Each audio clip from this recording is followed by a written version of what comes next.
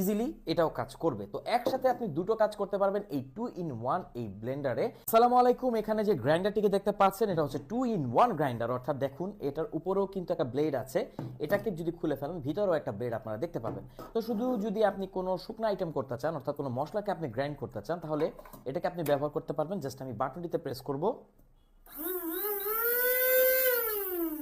এটা কিন্তু যথেষ্ট পাওয়ারফুল। এবার আপনি যদি চান যে না আমি কোনো জুস করব, এটা কিন্তু 500 ml এর একটা জার এখানে দেওয়া আছে, এটাকে জাস্ট এটার উপর বসিয়ে আপনি যদি প্রেস করেন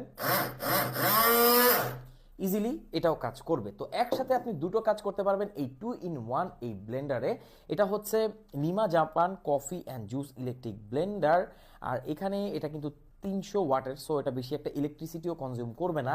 আর আমার কাছে ভালো লেগেছে 2 in 1 হওয়ার কারণে আপনি একই সাথে শুকনা এবং ভিজা দুটো আইটেমই কিন্তু করে ফেলতে পারবেন একদম সেম টাইম, যেটা অনেক দামি দামি ব্লেন্ডার আপনি কখনোই পারবেন না।